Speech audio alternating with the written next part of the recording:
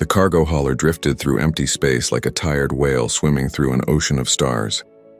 David Lee sat in the pilot seat, his weathered hands resting on controls he could operate in his sleep. 58 years old with gray streaks in his hair and lines carved deep around his eyes. He had been flying alone for 6 years now.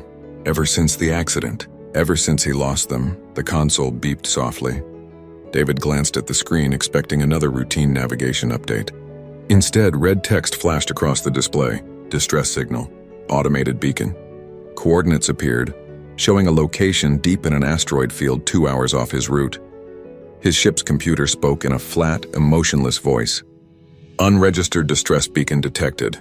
Origin unknown. Protocol recommends ignoring signal and continuing scheduled route. David stared at the flashing coordinates. Protocol. Always protocol. Follow the rules, mind your business, deliver your cargo on time. That's what kept cargo pilots alive in the vast emptiness between colony worlds. But someone was out there. Someone needed help. His finger hovered over the ignore button. Then he thought of his daughter's face, his son's laugh, the rescue teams that had arrived too late to save them when their colony dome breached. Minutes too late. Just minutes. He changed course. The asteroid field loomed ahead like a graveyard of broken stone. David navigated carefully, his ship sliding between massive rocks that tumbled slowly through the void. The distress beacon grew stronger. Then he saw it. A ship, or what remained of one. The vessel was unlike anything in his memory. Smooth curves instead of hard angles, bioorganic plating instead of manufactured hull panels. It looked grown rather than built. The ship had crashed into a large asteroid, its hull torn open. Atmosphere vented into space in frozen crystals that glittered like diamonds. Life signs detected inside, his computer announced. Warning. Species unknown. Galactic Council classification, hostile unknown. Do not approach, repeat, do not approach. David suited up anyway. He grabbed his emergency medical kit and sealed his helmet. The airlock hissed as he stepped into space. His magnetic boots clanked against the asteroid surface. He walked slowly toward the crashed ship, following a path through the debris. The hole in the hull was large enough to climb through. Inside, emergency lights flickered. The interior was warm, humid, strange.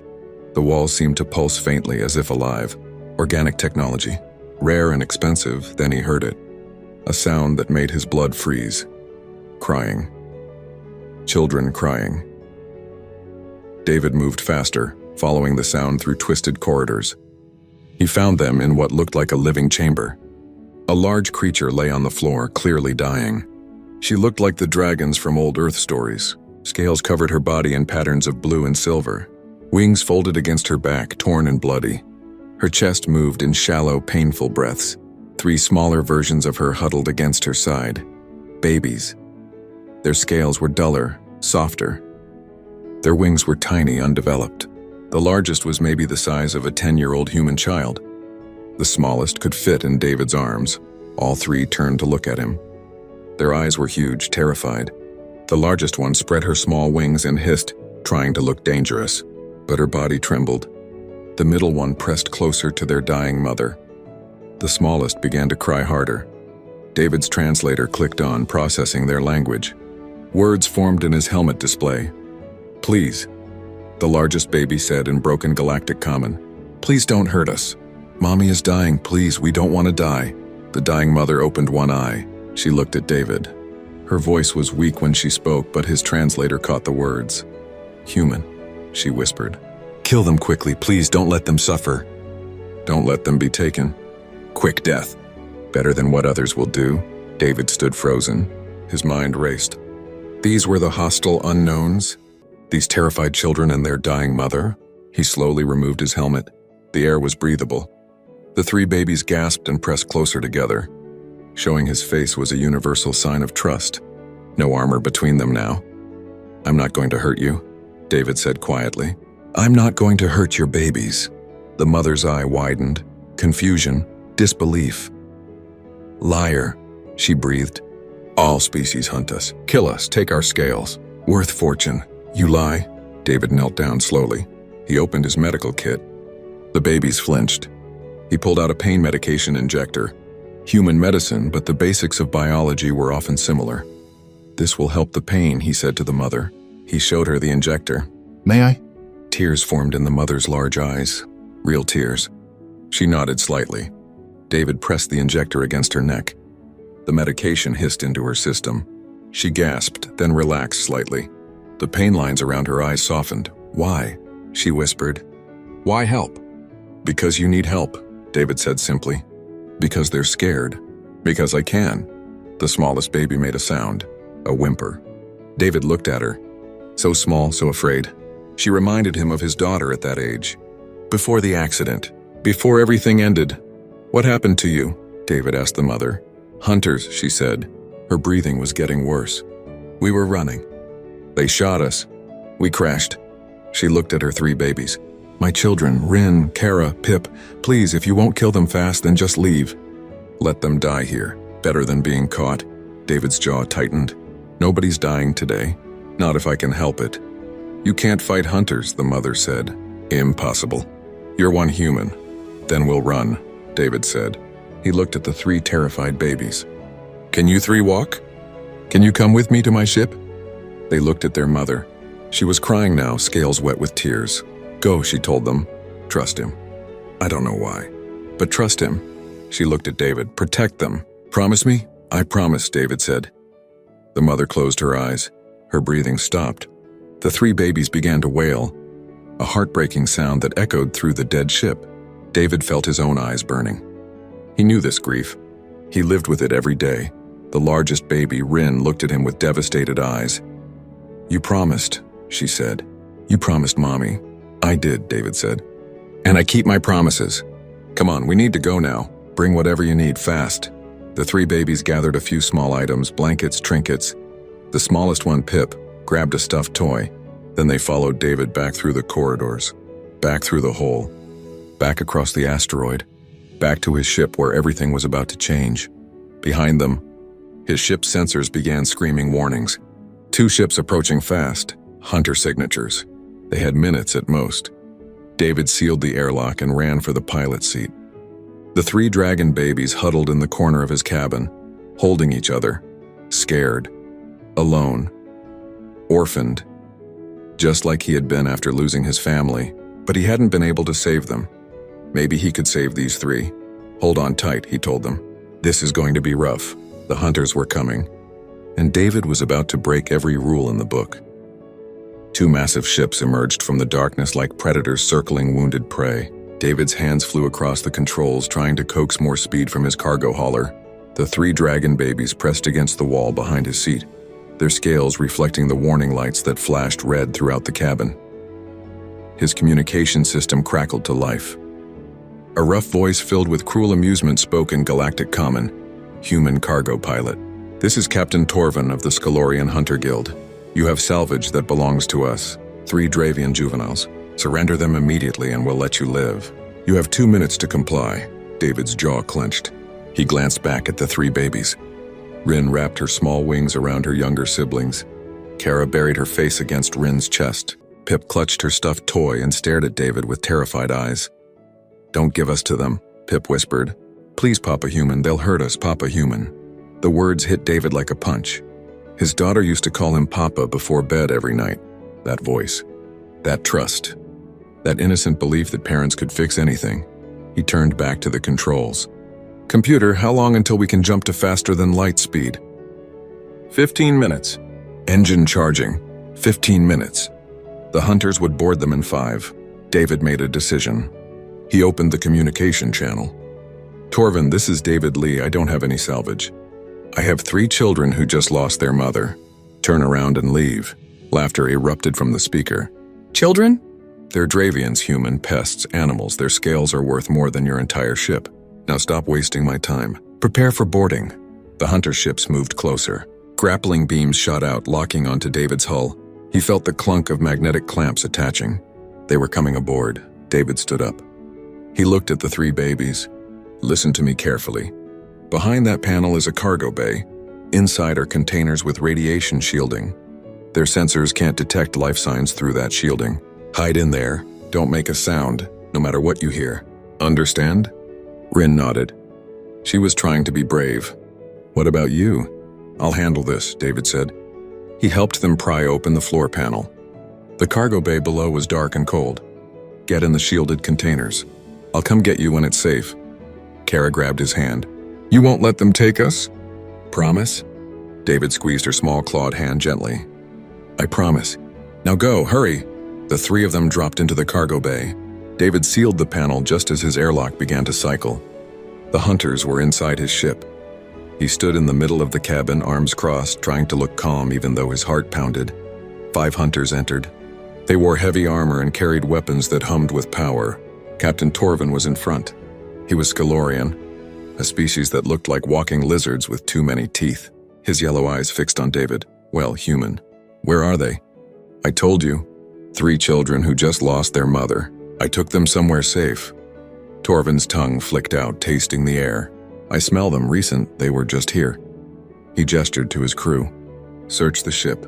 Find them." The hunters spread out, checking every compartment. David stood still, forcing himself to breathe normally. If they found the babies, this was over. If they found them, everything he promised meant nothing. One hunter stopped at the cargo bay panel. "Life signs below, Captain." Multiple containers. David's blood ran cold. Torvin smiled, showing all his teeth. "Open it." "That's my cargo," David said quickly. "Medical supplies for the colony. Sensitive equipment." "I don't care if it's your grandmother's ashes," Torvin said. "Open it or we'll blast it open." David walked slowly to the panel. His mind raced. He had maybe seconds to think of something. Anything. He opened the panel and climbed down the ladder into the cargo bay. The hunters followed, their weapons raised. The bay was filled with containers. David's actual cargo was mining equipment. Volatile, dangerous if mishandled. And in one corner, 3 shielded containers held the most precious cargo he'd ever carried. "Spread out," Torvin ordered. "Check every container." A hunter approached the shielded containers. David moved fast. He grabbed a pry bar from the wall and swung it at a container of mining explosives. The container cracked. Volatile chemicals began to leak. "Stop," David shouted. "That's unstable mining explosive. You crack those containers open wrong, we all die. This whole bay goes up. Your ships too if they're still attached." The hunters froze. Torvin's eyes narrowed. "You're bluffing." "Am I?" David hit another container. More cracks. More chemicals leaking. The air began to smell sharp and dangerous. "I've got nothing to lose." "But you do. Your ships, your crew, your profit. All gone if this bay explodes. Want to risk it?" Torvin stared at him. The silence stretched. David's hand tightened on the pry bar. If this didn't work, he was dead. The babies were dead. But at least the hunters wouldn't get them. "You're insane," Torvin said finally. "Maybe," David said. "Now get off my ship. Detach your grappling beams, leave." "For 3 Dravian whelps? You'd die for them?" "Yes," David said simply. "Now get out." Torvin gestured to his crew. Slowly, they backed toward the ladder. "You're making a mistake, human. I'll spread word across every hunter frequency. Everyone will know you have them. Hundreds of hunters will come. You can't fight them all." "Maybe not," David said. "But I'll try. Now leave my ship." The hunters climbed back up. David waited until he heard the airlock cycle, until he heard the clunk of grappling beams releasing. Then he ran to the shielded containers and threw them open. 3 pairs of terrified eyes stared up at him. Safe. Alive. David nearly collapsed with relief. "Are they gone?" Rin asked. "For now," David said. He helped them out of the containers. Pip threw her small arms around his leg. Kara was shaking. Rin tried to look brave, but tears ran down her scaled cheeks. David climbed back up to the cabin. The hunter ships were pulling away, but they weren't leaving. They were following, waiting, watching. His computer spoke. Engine charged. "Ready for faster than light jump." David's fingers flew across the controls. Behind him, the 3 babies huddled together. The smallest one, Pip, looked up at him. "New mommy?" she asked in confusion. David's throat tightened. "I'm not your mommy, little one. You protect us like mommy," Pip said. "You promised like mommy. Your new mommy." Kara looked at him with those huge eyes. "Can we call you Papa David? Like Papa Human, but your name?" David closed his eyes for a moment. The grief hit him fresh and raw. His own children, his daughter and son, gone for 6 years, but the wound never healed. And now these 3, these scared orphaned babies who had no one else. "Yes," he said quietly. "You can call me Papa David." Rin moved closer. Papa David? Where are we going? Human space, David said. It's a long journey, weeks, maybe months. But we'll be safer there. Will they follow us? Kara asked. David looked at the sensor display. The hunter ships were still there. Still following. And Torvin's threat echoed in his mind. Word would spread. More hunters would come. Probably, David said honestly. He wouldn't lie to them. But I'll keep you safe. I promise. Mommy made promises, Pip said softly. Then she died. David picked up the smallest baby. She was surprisingly light.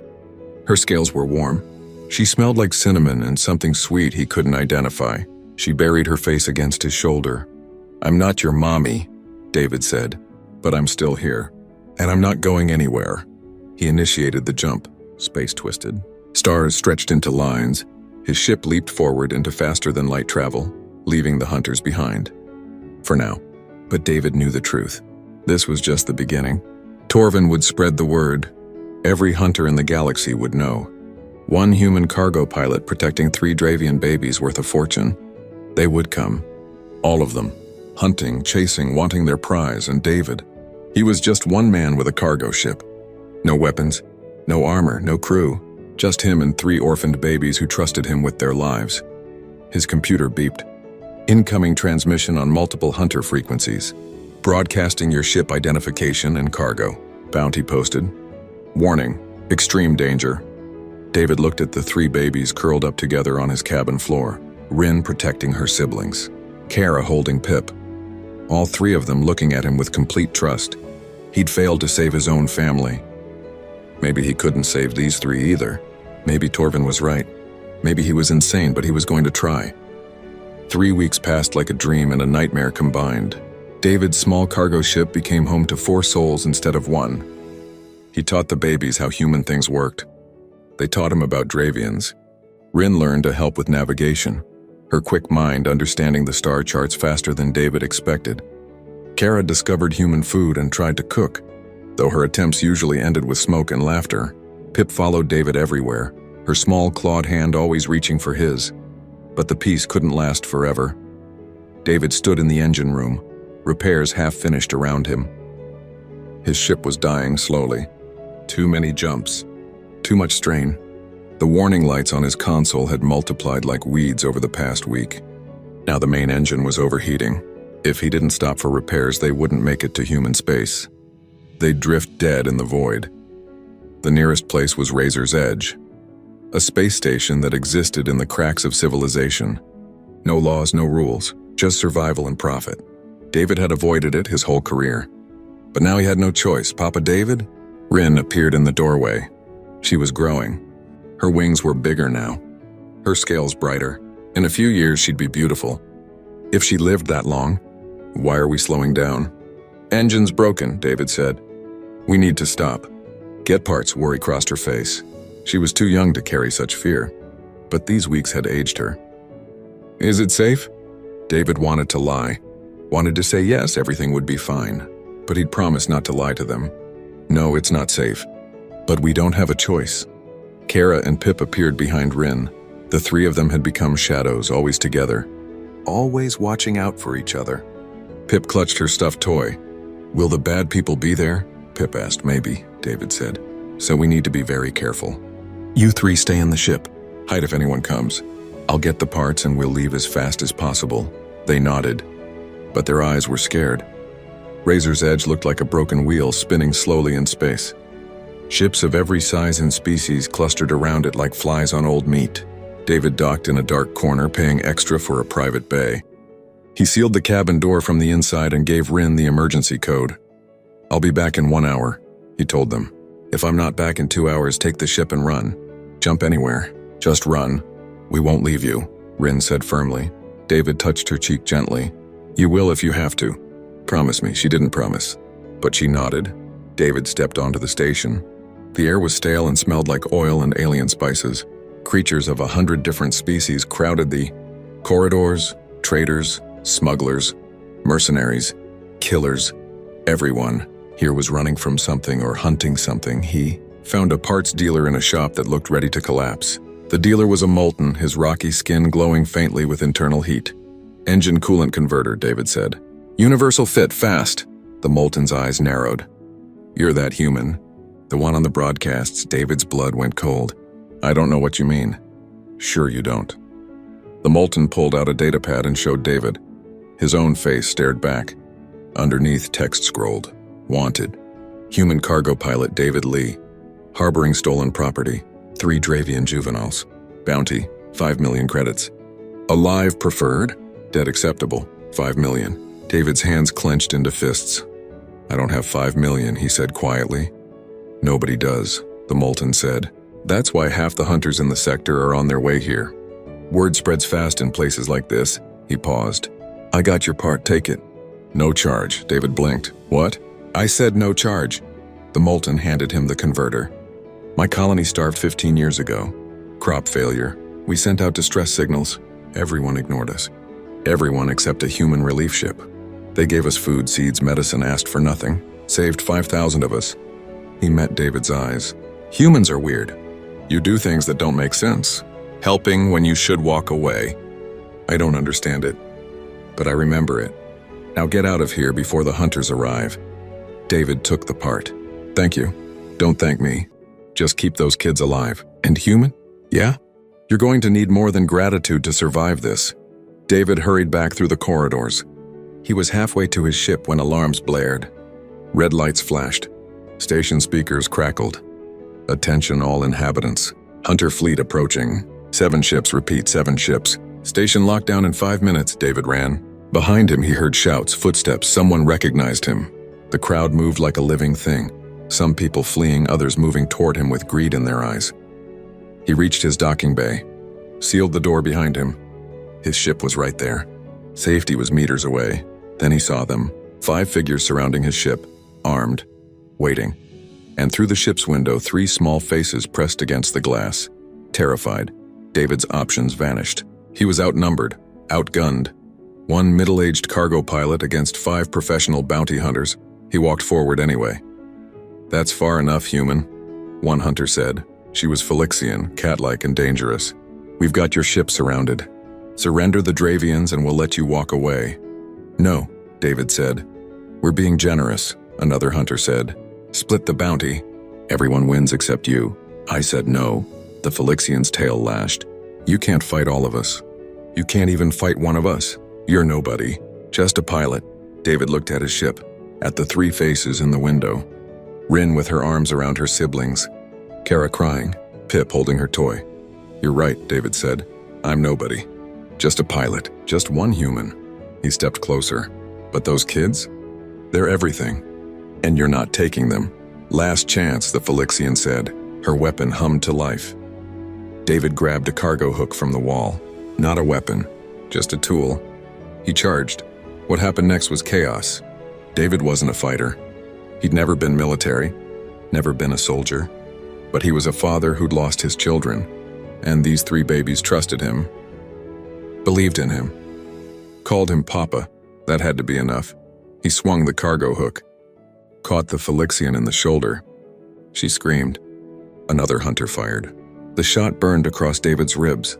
Pain exploded through him, but he kept moving. Grabbed a hunter's weapon, smashed it against the wall, kicked another hunter's knee. Heard something crack. He was losing. He knew it. Too many opponents. Too much pain. Blood ran down his side. His vision blurred. Another shot. His shoulder. He fell. The hunters surrounded him. Weapons pointed at his head. Stupid human, one of them said. You could have walked away. David coughed. Blood on his lips. No, I couldn't. The Phylixian raised her weapon for the final shot. Then the ship's door exploded open. 3 small dragons charged out. Rin led them, her scales blazing with light. Kara and Pip behind her. They were tiny, babies.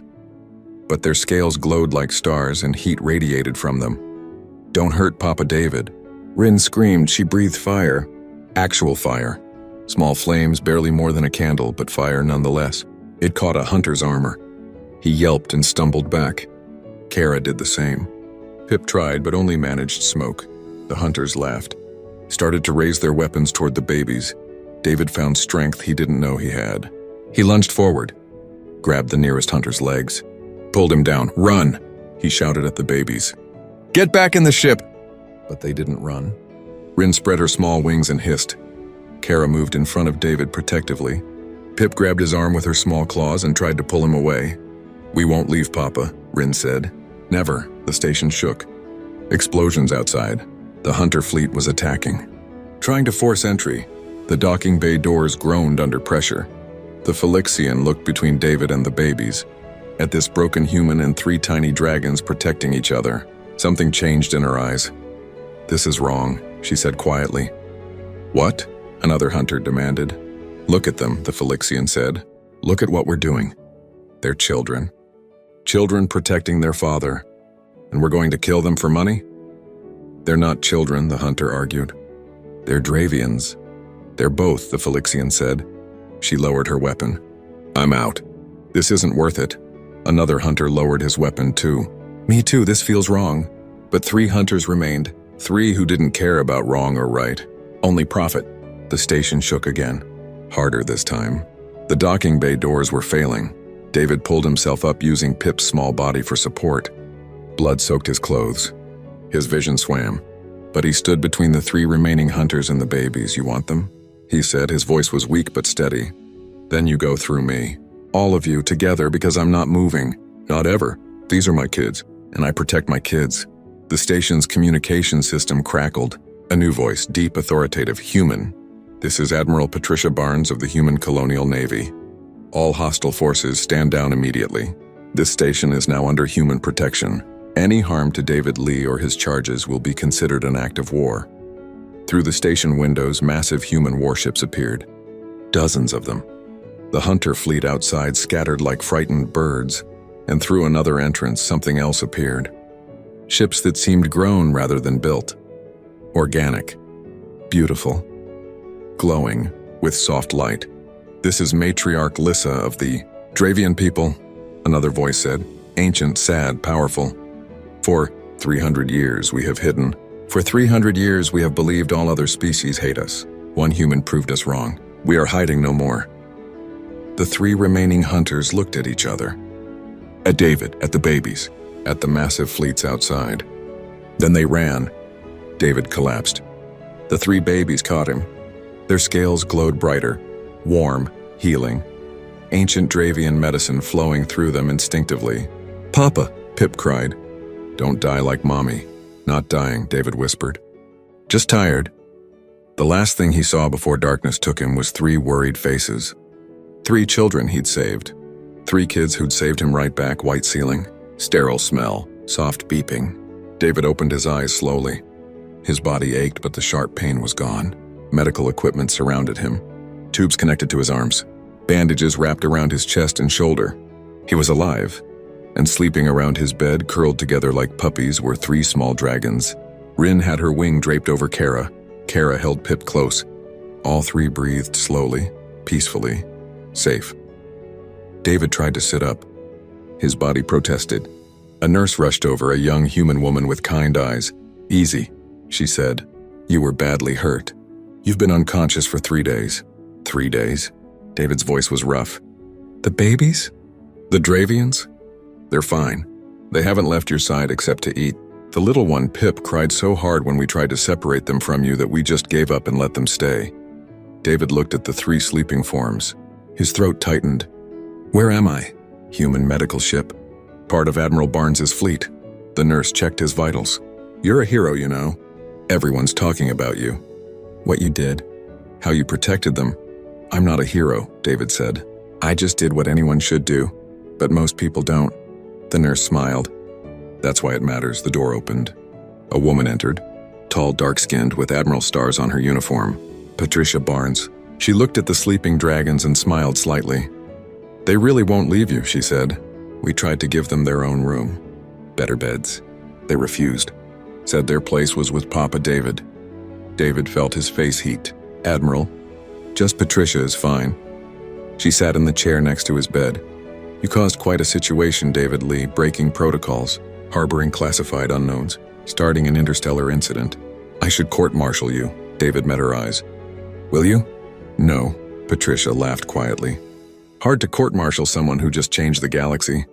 Do you know what happened while you were unconscious?" "No," Patricia pulled out a data pad. This is you. Your ship's logs, automatically uploaded to military networks like all civilian vessels. Usually nobody watches them. Boring cargo runs. But yours? She played a video. David saw himself on the screen, giving medicine to the dying mother, promising to protect her babies, standing between them and the hunters, fighting when he should have died, refusing to abandon them even with a weapon pointed at his head. This went viral across human space, Patricia said. Every human colony has seen it. But it didn't stop there. Someone leaked it to the Galactic Council. Now every species has seen it.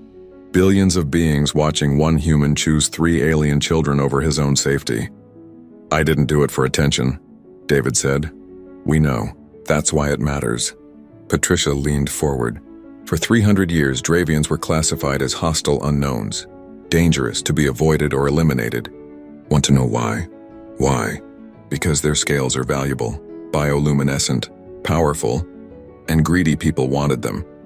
So those greedy people spread lies, made everyone believe Dravians were monsters, dangerous, not sentient, just animals to be harvested. David looked at the 3 sleeping babies. Rin stirred slightly, mumbling in her sleep. They're children, yes, but nobody wanted to admit that. Because if they're children, if they're sentient, then what we've been doing to them for 3 centuries is genocide. Patricia's voice hardened. The Galactic Council is in emergency session. The Dravian people have come out of hiding. They've been watching, waiting, hoping someone would show them mercy. You did. One human did what the entire galaxy refused to do. You saw them as people. What happens now? David asked. Everything changes. Dravians are demanding council membership. Full species rights, protection. Other species are arguing. Some are angry. Some are ashamed. Some, like the Molten who helped you, are standing with the Dravians. They're bringing up their own stories. Times humans helped them when others wouldn't. David shook his head. I'm just a cargo pilot. I'm not special. That's exactly why you're special. Patricia stood. You're not a diplomat, not a hero, just a father who saw scared children and helped them. That's what humans do. We help, we care. We choose compassion even when it costs us. Other species call us weird for it, inefficient, illogical. But you know what? The galaxy is watching now, and they're starting to ask themselves why they didn't help, why they looked away, why one human did what billions of others couldn't. The door opened again. This time a being entered that took David's breath away. She was Dravian, ancient, huge. Her scales shimmered with colors David had never seen.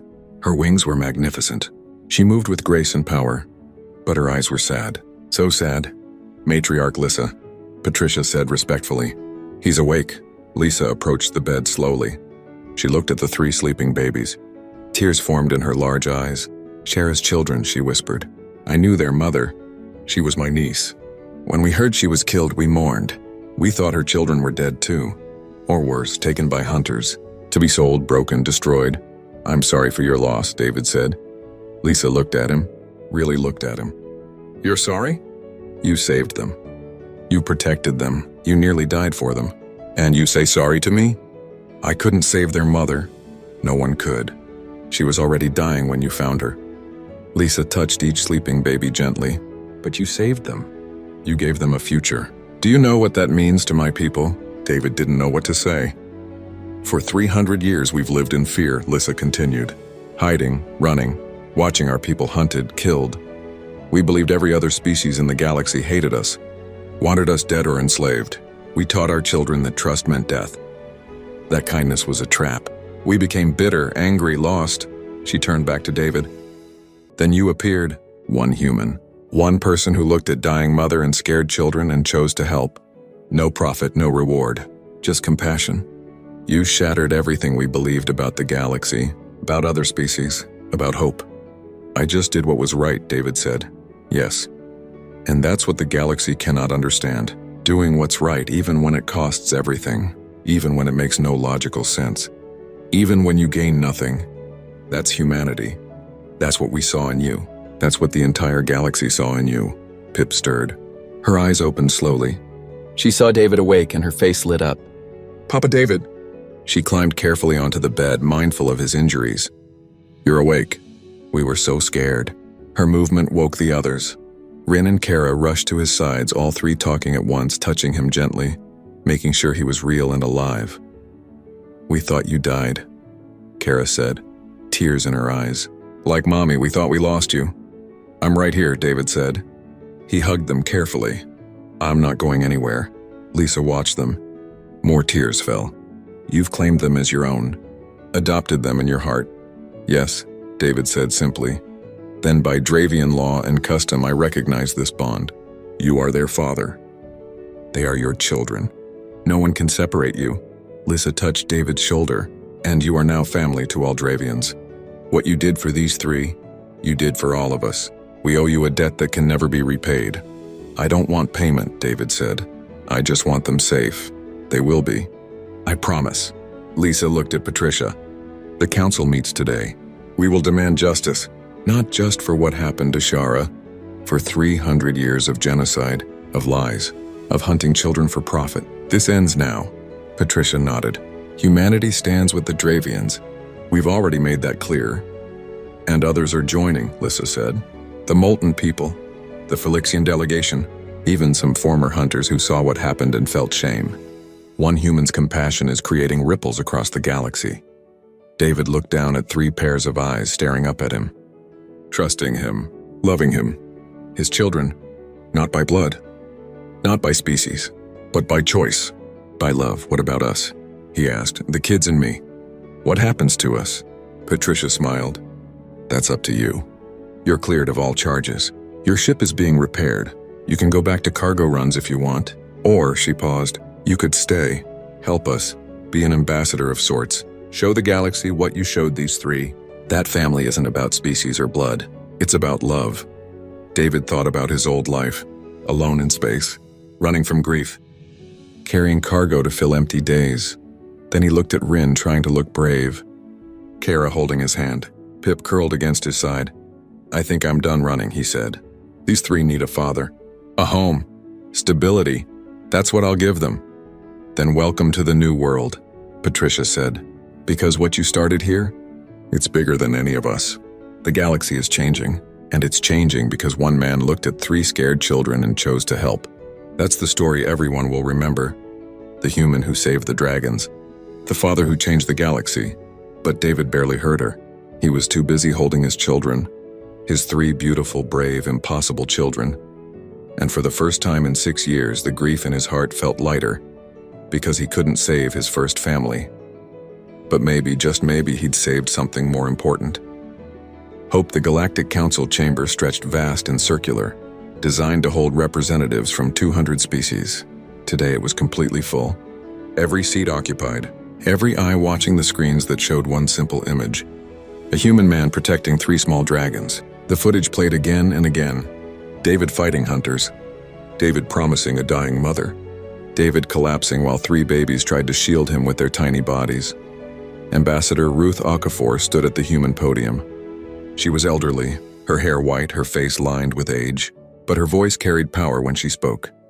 For 300 years, this council classified Dravians as hostile unknowns.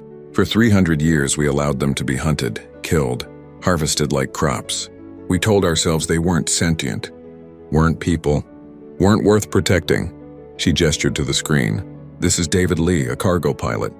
No military training, no diplomatic experience, no special skills. Just a man who saw 3 terrified children and their dying mother and chose to help. One human did what this entire council refused to do for 3 centuries. He saw them as people. Angry voices rose from various delegations. A Scalorian representative stood. Those creatures are valuable resources. Their scales have medical properties. We can't simply abandon centuries of established trade. Trade? Ruth's voice cut like a blade. You call genocide trade? You call hunting children trade? Let me be very clear. Humanity will no longer allow this. Any species that continues to hunt Dravians will be considered enemies of humanity. We will defend them. We will protect them. We will go to war if necessary. Shocked silence filled the chamber. Humanity had never threatened war over another species before. Never drawn such a hard line. Another representative stood. A Molten elder. The Molten Confederation stands with humanity and the Dravians. We too have benefited from human compassion. When my world starved, humans fed us. They asked nothing in return. This is who they are. This is what they do. and we will stand with them. A Phylixian delegate rose next. The Phylixian clans were in civil war 30 years ago. Humans negotiated peace, gave medical aid to both sides, treated our wounded even as we fought each other. They didn't have to help. They gained nothing, but they helped anyway. She looked around the chamber. I've watched the footage of David Lee. That's humanity. That's who they've always been. And if we ignore this, if we continue to allow the hunting of sentient beings, then we're no better than animals ourselves. More voices rose, some in support, some in anger.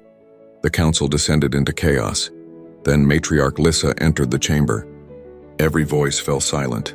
No Dravian had entered this chamber in 300 years. She walked slowly to the center. Her ancient scales glowed softly. Her wings spread slightly, showing old scars from long ago battles.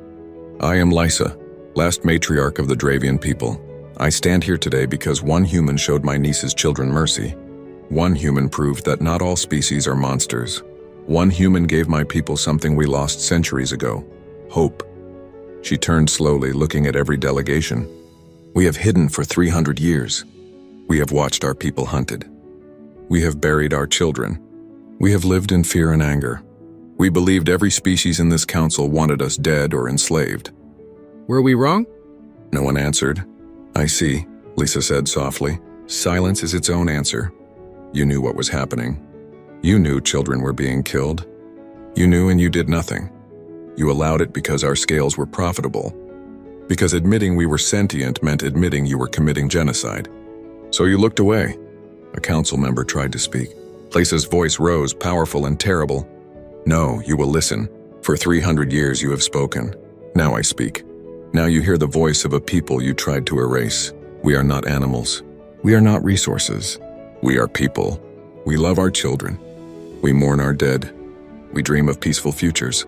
We are exactly like you. And one human saw that truth. One human acted on that truth. The question now is simple. Will you? The chamber stayed silent. Ruth spoke again. The Dravian people are requesting full council membership, full species protection, full rights under galactic law. Humanity supports this request. Any species that opposes this request is declaring that they believe genocide is acceptable, that hunting children for profit is acceptable, that 300 years of murder is acceptable. So I ask now, who here will stand with the Dravians, and who will stand against them? Slowly, delegates began to stand. The Molten, the Phylixian, a Horethi delegate, a Crystalline. One by one, more than half the chamber rose. Not everyone, but enough. More than enough. The Scalorian representative remained seated. This is economics. This is tradition. You can't simply change 300 years of established practice. Watch us, Ruth said. As of this moment, humanity is establishing a protection zone around all known Dravian populations. Any ship that enters that zone with hostile intent will be destroyed. No warnings. No negotiations. Protection at all cost. Other species are welcome to join us in this protection, or they can be considered threats. Far away on a human medical ship, David sat with his 3 children. They were watching the council proceedings on a screen. Rin held his hand tightly. Kara leaned against him. Pip sat in his lap. They're fighting about us, Rin said quietly. About whether we're people. David hugged her. You are people. Anyone who can't see that is blind. But what if they vote no? Kara asked. What if they say we're not people? Then they're wrong, David said simply. And we'll keep fighting until they understand. Being people isn't something others get to vote on. You're people because you are, because you think and feel and love and hurt. That's what makes you people, not what some council says. On the screen, Lyssa continued speaking. I brought something with me today. Evidence, records, names. She activated a holographic display. Thousands of faces appeared. Dravian faces. These are my people who were killed in the last 50 years alone. Thousands of them, children, elders, families, all dead, all murdered, all for profit. The images shifted, showed memories. Dravian children running, being caught, screaming. The chamber flinched. Some delegates looked away. Others wept. You want to know why we hid? Lyssa said. This is why. Because showing ourselves meant death. Because asking for help meant being hunted. Because every species we met tried to kill us. She turned to the human delegation, except one. Humans were different. They helped without being asked. They protected without gaining profit. They chose compassion over greed. David Lee is not unique among humans. He is simply the most visible example of what humans are, what they've always been. A small figure appeared on the screen behind Lissa. Pip. Somehow the broadcast had connected to their medical ship. David tried to turn off the screen, but Pip was already speaking. "My mommy died," Pip said. Her small voice echoed through the massive council chamber. "Bad people shot our ship. Mommy crashed. We were so scared. We thought the human would hurt us too, because everyone hurts us. But Papa David didn't. He was nice. He gave Mommy medicine so she didn't hurt. He promised to keep us safe. And he did. He fought bad people. He got hurt protecting us. He didn't have to. He could have left. But he didn't, because he loves us. And we love him."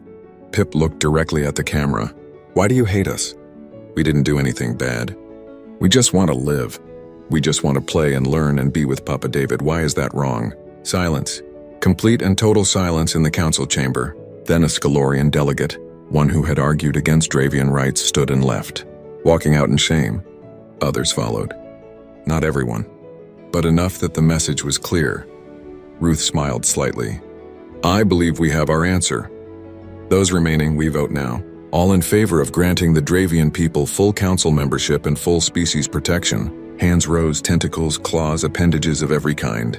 "More than 2/3 of the council. The motion passes," Ruth said. "The Dravian people are now full members of the Galactic Council. Hunting them is now classified as murder. Killing them is now genocide. Their scales are their own. Their children are protected. Their worlds are sovereign. Welcome home, Matriarch Lissa. Welcome home, Dravian people. We are sorry we took 300 years to do what should have been done immediately." Lissa bowed her head. Tears fell freely down her scaled face. 300 years of fear. 300 years of running. Over because one human saw children who needed help. Back on the medical ship, David turned off the screen.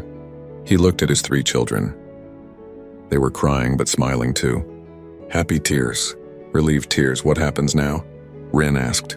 "Now we go home," David said. "Where's home?" Kara asked. David thought about his empty cargo ship. His lonely years drifting through space. Running from grief. Running from memories. He thought about his daughter and son who died 6 years ago. The family he couldn't save.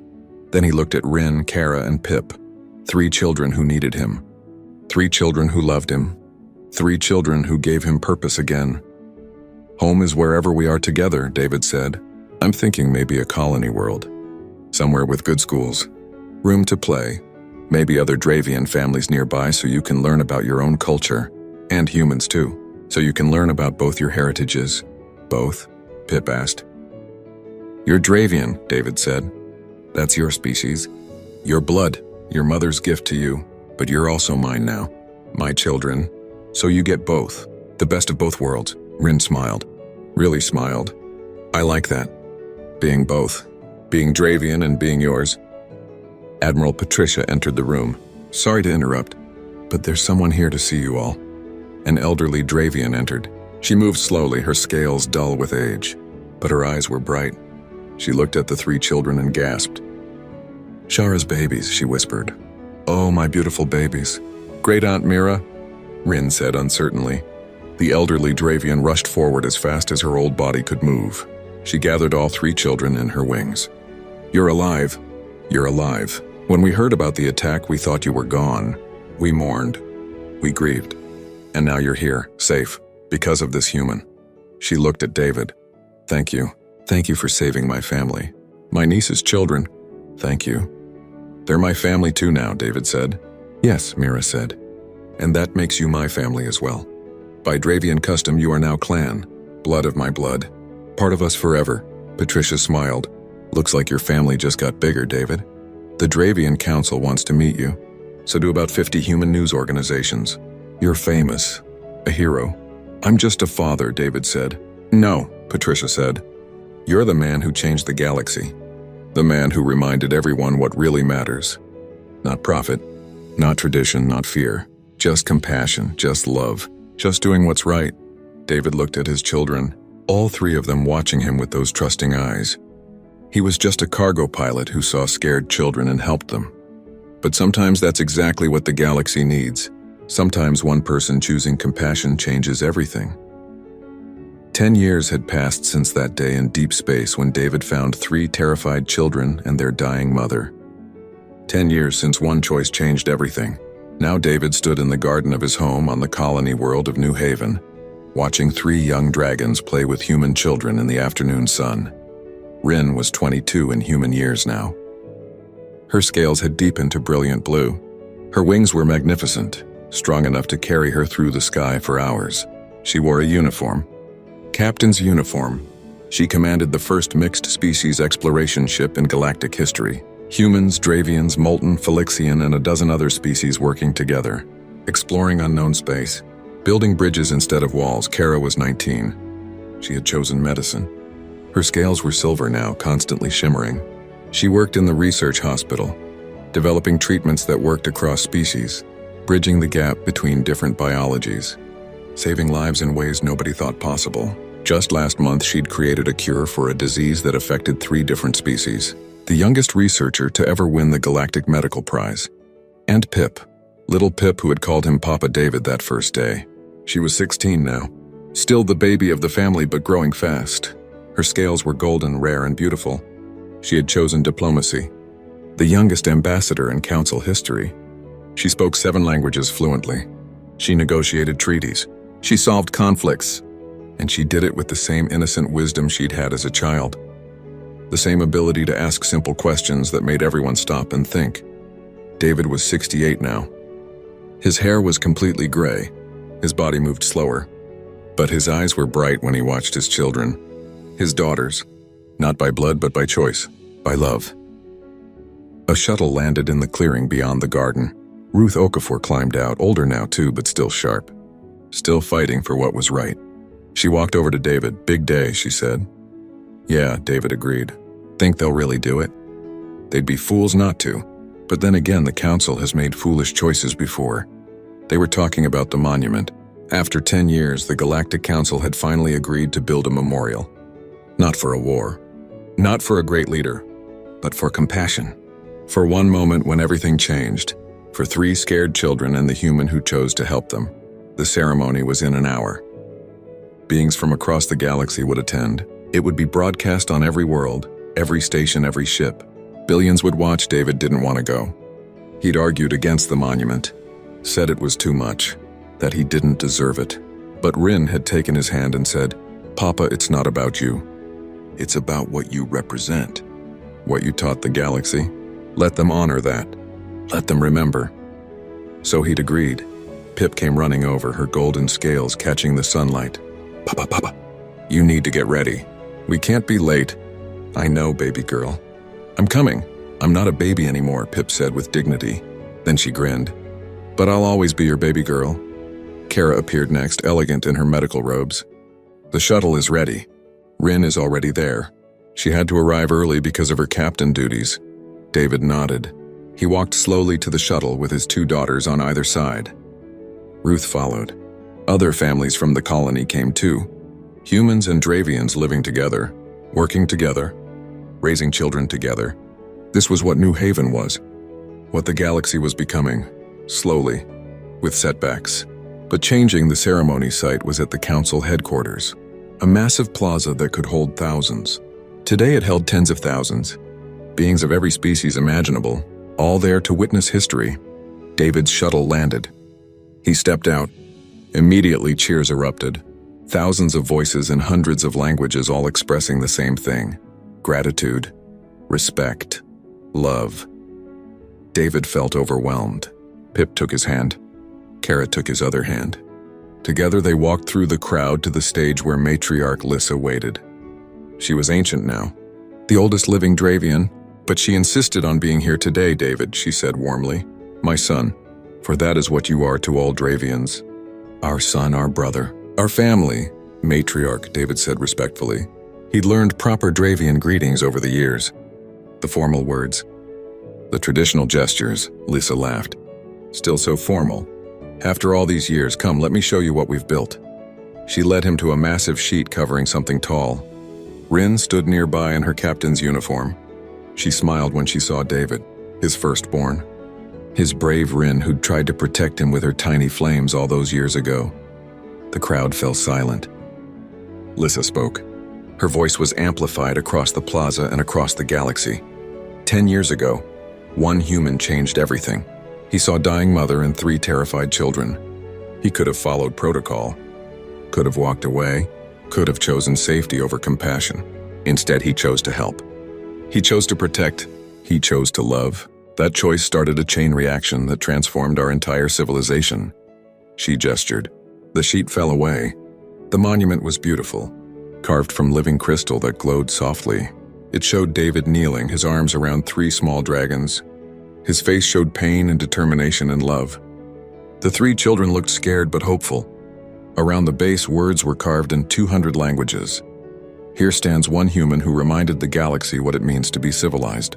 Not power, not wealth, not conquest, but compassion, love, the courage to help when help is needed. May we never forget this lesson. Tears ran down David's face. He couldn't help it. All these years, all these changes, all because he saw 3 children who needed help. Lissa continued. The David Lee Memorial stands not to honor one man. It honors a choice, a principle, a way of being. It reminds every being who sees it that compassion transcends species, that love transcends biology, that doing what's right matters more than doing what's profitable. Ruth stepped forward. On behalf of humanity, I accept this monument. But more than that, I accept the responsibility it represents. The responsibility to continue David's legacy. To see others not as aliens or unknowns but as people. To help when help is needed. To protect when protection is required. To love beyond boundaries. Other delegates spoke. Molten, Felixian, Horathi. Species that had been enemies now spoke as friends. All because one human showed them a different way. Finally, Pip stepped forward. Little Pip, who was now Ambassador Pip. She looked tiny next to the monument, but her voice carried across the plaza. I was 6 years old when Papa David saved us. I remember being so scared. My mommy was dying. The bad people were hunting us. I thought my life was over. Then this strange human appeared. He was gentle. He was kind.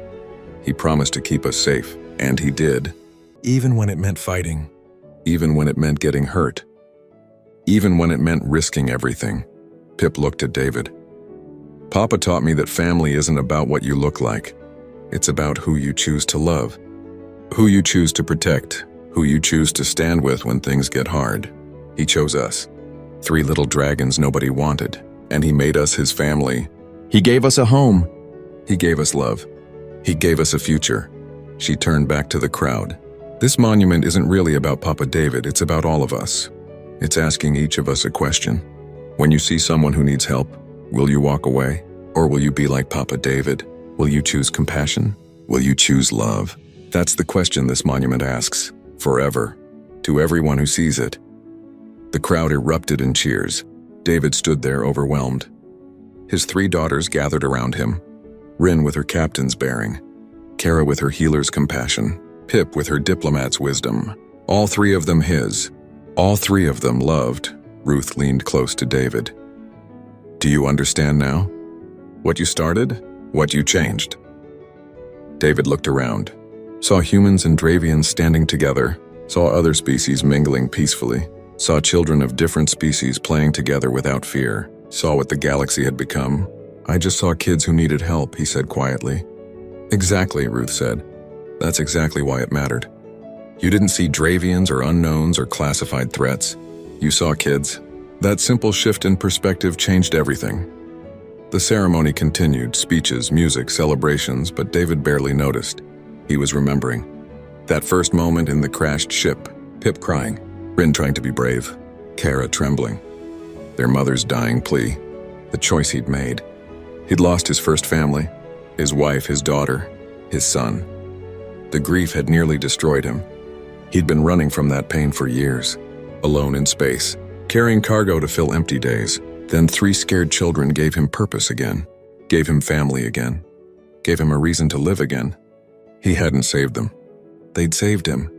Later that night, back home on New Haven, the family gathered in their living room. David sat in his favorite chair. Rin sprawled on the floor, wings folded comfortably. Kara curled up on the couch. Pip sat at David's feet, her head resting against his knee like when she was small. "Papa," Pip said quietly, "do you ever regret it? Choosing us? Everything you went through?" David looked at his 3 daughters. His beautiful, brilliant, brave daughters who'd grown from terrified children into amazing women, leaders, healers, explorers, each making the galaxy better in their own way. "Never," he said. "Not once. Not for a second. You 3 are the best thing that ever happened to me. You gave me a reason to keep going when I thought I had nothing left. You gave me family when I thought I'd never have family again. You gave me purpose. You gave me love. So no, baby girl, I don't regret a single moment." Kara smiled. "Even the part where you got shot protecting us?" "Especially that part," David said, "because it showed me something important. It showed me that love isn't just words. It's action. It's sacrifice. It's standing between danger and the people you love and saying, 'Not today.' That's what parents do. That's what love is." Rin sat up. "We want to show you something, Papa." She pulled out a data pad. "Remember how I'm commanding the first mixed species exploration ship?" "Of course," David said. "I'm so proud of you. Well, we're going on a long mission. 2 years. Deep space exploration. Looking for new worlds, new life. Building alliances." Rin smiled. "And we're naming the ship." The crew voted. They chose the name unanimously. She turned the datapad around. It showed a beautiful ship under construction. And on the hull, written in letters that gleamed, was the name, Compassion's Choice. David's throat tightened. "That's beautiful. That's what you taught the galaxy," Rin said. "That compassion is a choice. That love is a choice. That helping others is a choice. And that choosing compassion, choosing love, choosing to help, that's what makes civilization. That's what makes us more than animals. You taught us that, Papa.